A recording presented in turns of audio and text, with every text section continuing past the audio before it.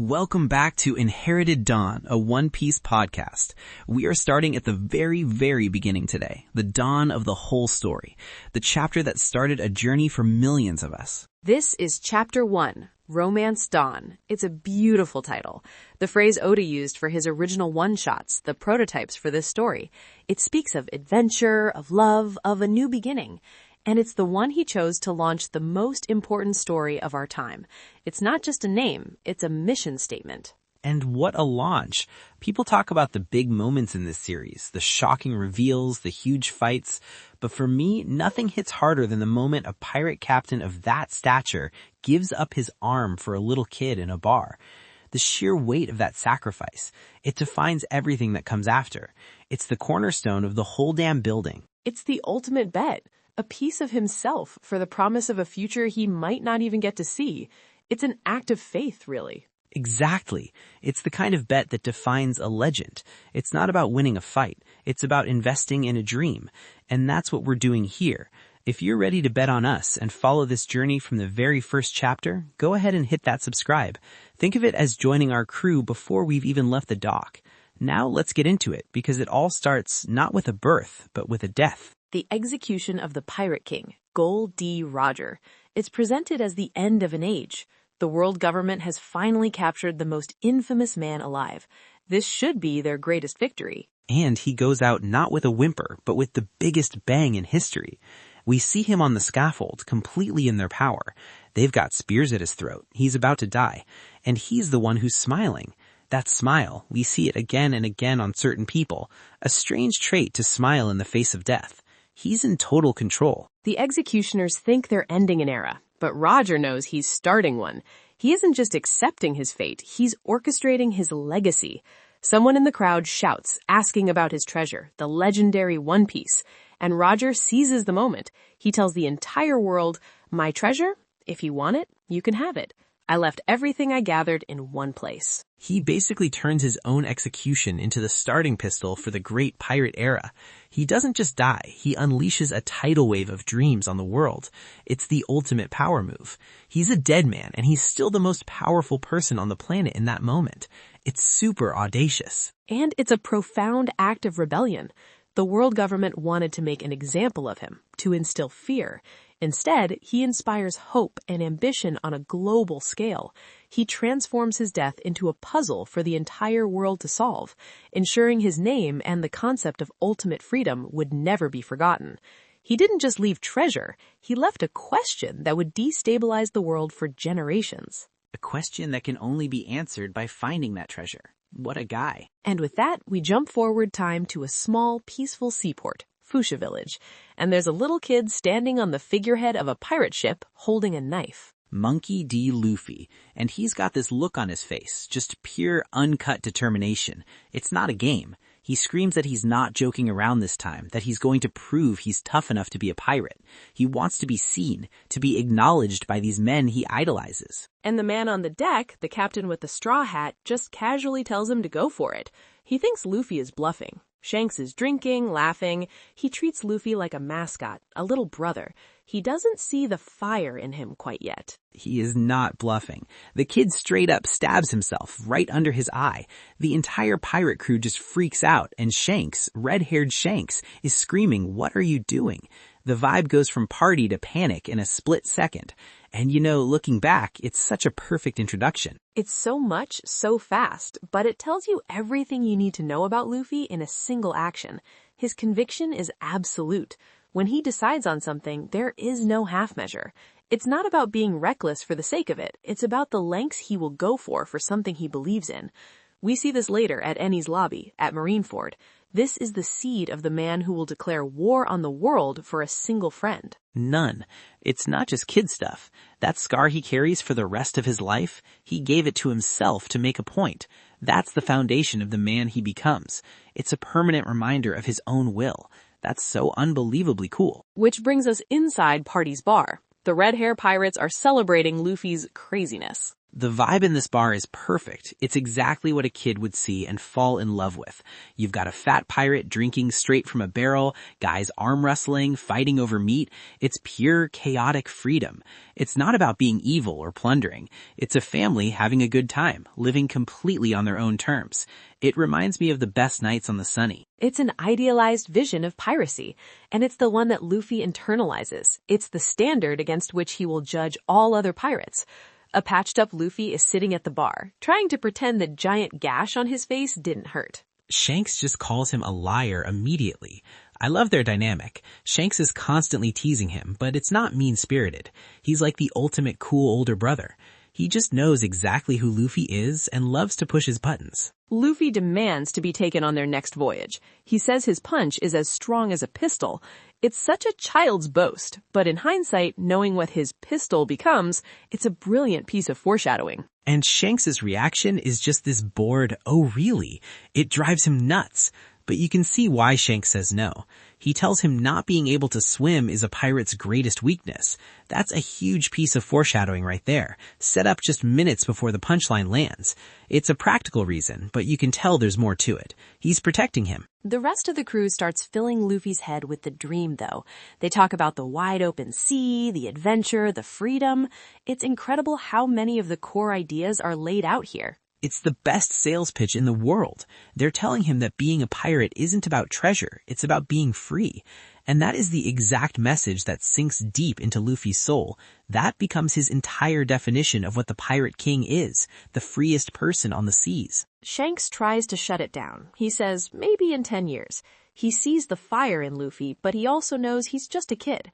He's trying to manage his expectations, to keep him safe in this quiet little village. The juice trick is the perfect example. Luffy's all puffed up, shouting that he's a man, so Shanks hands him a glass to toast with. Luffy chugs it, and Shanks and the whole crew just burst out laughing because it was juice. It's such a simple, effective way to show the gap between them. It's a lesson. You might feel like a man, you might have the spirit of one, but you're still a kid. There are things you don't understand yet. And Luffy is so dejected. He feels like Shanks just doesn't take him seriously, that he's still just the village mascot. That's when we meet Makino properly, the bartender. She's so kind to him, a constant, gentle presence in his chaotic childhood. And Luffy says he'll pay for his food with his treasure one day. He's already got the spirit. He'll pay his debts, just like with the bill he ran up at the bar of tea. It's a small moment, but it establishes that Luffy's word is his bond, even as a little kid. It's not about the money, it's about the principle. And then he asks a very poignant question. And then Luffy asks how long they're staying. Shanks says it's been a year and they'll probably head north after a few more trips. You can just see Luffy's heart sink. His heroes, his entire world are leaving. He boasts that he'll learn to swim by then. There's an optimism in him that is just unbreakable. Even when faced with disappointment, his immediate reaction is to find a way forward. And then the door gets kicked in. Everything goes silent. The party stops. A group of mountain bandits walks in, led by a man named Higuma. He announces himself, says they just want 10 barrels of sake. He's got this smug energy like he owns the place. And while this is happening, Luffy is just sitting at the bar, munching on a weird-looking fruit he found in a box. Just a background detail, completely unnoticed. The most important event in the chapter is happening while our attention is misdirected. Classic Oda. The tension is all on Higuma. Makino tells them they're all out of sake. The pirates drank it all. Higuma gets sarcastic, gesturing to the pirates, asking if they're drinking water. And Shanks, being the absolute chillest guy in the room, a future emperor of the sea, apologizes and offers him the last bottle he has, an unopened bottle. A peace offering. A simple, de-escalating gesture from a man who has no need to prove anything. This is what true strength looks like. It is quiet, it is confident, and it does not need to be demonstrated on someone who is no threat. And Higuma smashes it, just shatters the bottle all over Shanks, soaking him in sake, and he stands there, puffing his chest out. He thinks he's made a point. He pulls out his wanted poster. 8 million bellies. He actually says the number out loud as if it's supposed to intimidate them. Looking back, it's hilarious. That's less than Alvida's initial bounty. It's nothing. He has no idea who he's talking to. He's like a chihuahua barking at a lion. It's incredible. He's threatening a future emperor of the sea over a spilled drink. And Shanks' reaction? He just looks at the mess on the floor and says, "Oh man, now the floor's all wet," and asks Makino for a mop. He's completely unfazed. It's not that he's scared, it's that this whole situation is so beneath him it doesn't even register as an insult. Higuma, completely misreading the situation, thinks Shanks is a coward. He slices the bar top in half with his sword to give him more to clean, and then just leaves with his crew. The arrogance is breathtaking. He walks out of that bar thinking he won. He actually thinks he punked Red-Haired Shanks. The lack of awareness is staggering. He's a big fish in a tiny, tiny pond, and he just met a whale without even realizing it. But as soon as the bandits are gone, Shanks and his crew just erupt in laughter. They think it's the funniest thing they've ever seen. Which, of course, makes Luffy furious. He doesn't understand. From his perspective, his hero just got humiliated and did nothing. He yells at them, asking why they didn't fight back. He says a man who laughs after being picked on isn't a real pirate. He has a child's view of honor, a very simple, direct code. An insult must be met with force. He can't see the wisdom in choosing your battles, the strength in knowing when an opponent is not worth your time. He hasn't learned that lesson yet. Shanks tries to explain it's just a bottle of sake, no big deal. He grabs Luffy's arm to stop him from storming off, and that's when it happens, the moment everything changes. Luffy's arm stretches across the room. The whole crew just freezes. The laughter dies instantly. Yasopp's eyes are bugging out. The fat man looks over at an open chest, and it's empty. The panic is immediate and it is real. These guys who just laughed off a bandit threatening their captain are now terrified. The fat man holds up a picture of the strange fruit Luffy was eating. The Gomu Gomu no Mi, the gum gum fruit. Luffy's just like, yeah, it tasted gross. Wasn't that dessert? He had no idea. Shanks grabs him, shakes him, and explains he just ate a devil fruit, one of the rarest treasures of the sea. He's a rubber man now. And then he delivers the punchline, the curse. He will never be able to swim again.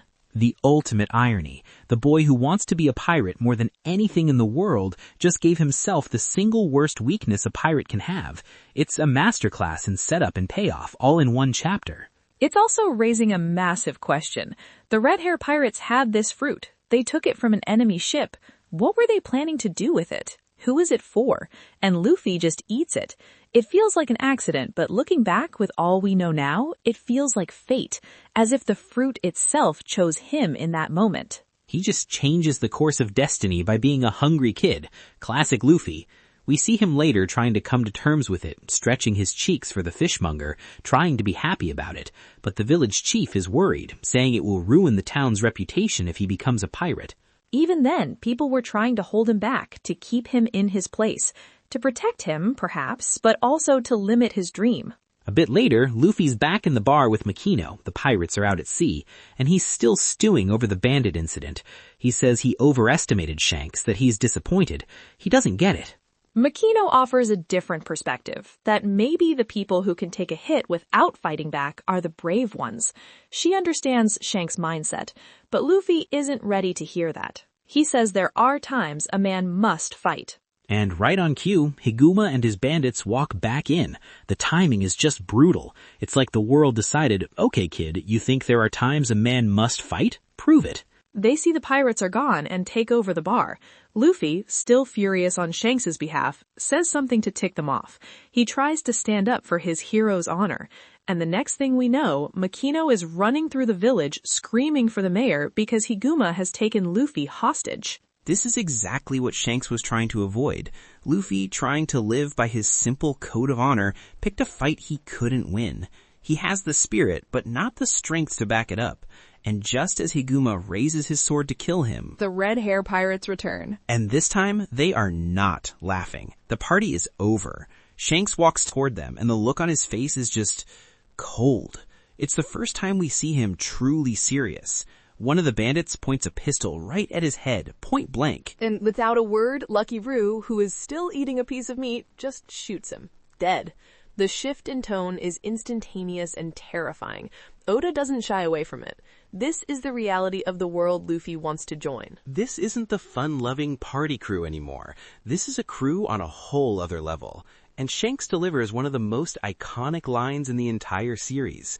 He tells Higuma that he can handle being insulted. Having food thrown at him, being soaked in sake, he can laugh it off. But he will not, under any circumstances, let someone hurt his friend. The line has been crossed. This is the thesis statement for Monkey D. Luffy's entire existence, and he learns it right here. It's not about personal pride, it's about protecting your people. This is the lesson he was not ready to learn from Makino, but he's about to see it in action. Higuma, somehow still not getting it, sends his whole crew to attack, and Ben Beckman just steps up with his rifle and takes out the entire gang by himself. He doesn't even fire a shot, he just uses it like a club. He tells Higuma, if you want to fight us, you better bring a warship. That's the power level we're dealing with. He dismantles them. It's the first real glimpse we get of the power disparity. These aren't just pirates. They're monsters of the highest caliber. Higuma is a regional nuisance. These men are global powers. Higuma panics. He drops a smoke bomb, grabs Luffy, and runs for a boat. By the time the smoke clears, Luffy is gone, and for the first time, we see Shanks truly scared. He's yelling for Luffy. Out on the water, Higuma, defeated and humiliated, decides to get rid of the problem. He kicks Luffy into the ocean. The one place Luffy is completely helpless. He can't swim. He's going to drown. And then, it gets worse. A massive sea king, the lord of the coast, erupts from the water. And it eats Higuma in one bite. The 8 million belly bandit is just gone. A footnote. The sea is the great equalizer. His bounty, his ego, his sword, none of it mattered in the face of true nature. The Sea King turns on Luffy next. It's lunging, jaws wide open, and in that last second, Shanks is there. He shoves Luffy out of the way. The monster's jaws snap shut. When the water settles, Luffy is safe, but Shanks is missing his left arm. It's just gone. He sacrificed it to save this kid. It's so shocking. You don't expect the cool, invincible mentor figure to suffer such a permanent, devastating injury in the very first chapter. And then, with his remaining arm, he holds Luffy and just stares at the Sea King. He doesn't say a word. He just gives it this look of pure, concentrated will. And the monster, this giant beast that just ate a man, turns and flees in terror. It's our first real look at the power of a king. We don't have a name for it yet, but the visual storytelling is perfect. It's not a physical attack. It's an overwhelming of the spirit. He isn't fighting the Sea King. He is dominating it. It establishes a power system beyond just punching and swords. Luffy is just weeping, not because he was scared for himself, but because he finally understands. He sees the sacrifice Shanks made for him. All his childish posturing about honor is gone, replaced by the crushing reality of what real courage costs. And Shanks' only concern is that Luffy is safe. The emotional weight of that moment is off the charts. It's the price of the new era, paid in flesh. Shanks saw a future in this boy, a future he believed was worth more than his own arm. It's the ultimate investment. Back at the dock, the pirates are finally leaving for good, and the dynamic has totally changed.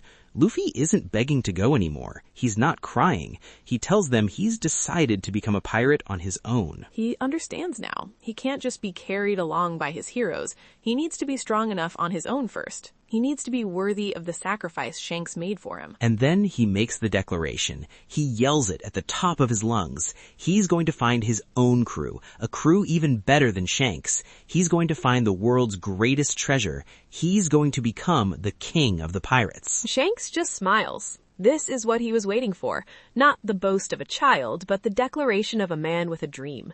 This is the moment his bet pays off. The spirit he saw in Luffy has finally solidified into a true ambition. He takes off his straw hat, the one he's worn this whole time, and places it on Luffy's head. He tells him to give it back to him one day when he's become a great pirate. It's not a gift, it's a loan. It's a promise, a contract. The hat isn't just a hat anymore. It's a symbol of that promise, an inheritance passed down from one generation to the next. The will of a great pirate embodied in a simple straw hat. It's the most important object in the entire series, and it's handed over right here in Chapter 1. That single moment is the engine for the entire 1,000+ chapter journey. Super. As their ship sails away, Ben Beckman comments that Luffy is going to be big, and Shanks agrees. He says Luffy reminds him of himself as a kid. It's the ultimate validation, and a hint at Shanks' own past. 10 years pass in a single panel. Luffy, now 17, is setting off in his little boat. He says it's a good day to set sail. The determination is still there, but now it's tempered with a decade of training and purpose. And the Lord of the Coast immediately appears again, the same Sea King that took Shanks' arm. It's a physical manifestation of his past trauma and the challenge he must overcome to begin his journey. But this isn't the helpless kid from 10 years ago. Luffy cocks his arm back, it stretches, and he yells, "Gomu Gomu no pistol." He one-shots the beast that cost his mentor an arm. It's the perfect demonstration of his growth. The threat of the past is now the first stepping stone of his future. The sound of that punch is the real starting pistol of his adventure. He sails off, stating his initial plan. Find a crew of about 10 people, get a pirate flag, find the One Piece, and become the Pirate King. It's so simple, so pure. He has his goal and nothing will deter him. And that's it. The journey begins. What a perfect first chapter. It's a complete short story and a perfect prologue all in one. You get motivation, backstory, powers, a central symbol, and a final goal. It's flawless. It lays out every single theme and motivation that will drive the narrative for decades. Freedom, inheritance, promises, the nature of true strength, and the will to follow a dream no matter the cost. It's all right here. Absolutely flawless. A super start to a super story. Every journey starts with a first step, and every discussion starts with the first comment. We'd love to read what your first impressions were, whether you're reading for the first time or the 10th. Let us know down below. All right, prediction time. What do you think we're seeing in Chapter 2? I'll go first. Luffy just declared he's finding a crew. My first prediction is he meets the very first potential member in the next chapter, and it's someone completely unexpected. Not a tough guy, but maybe someone in trouble. I'll build on that. My first prediction is that this person will be trapped, either physically in a cage or metaphorically by their circumstances, and Luffy will be the key to their freedom. It will establish his pattern of liberating people, which becomes a central part of his identity. Ooh, I like that. For my second one, I think we get the first named Marine. Luffy just made a scene. He's a pirate now. The law can't be far behind, and I bet we meet a specific Marine officer who will become a recurring problem for him. Someone who represents the justice of the world government. That feels right. My second prediction is that we're going to see a distorted version of a pirate crew. Luffy has this pure, idealized vision from Shanks.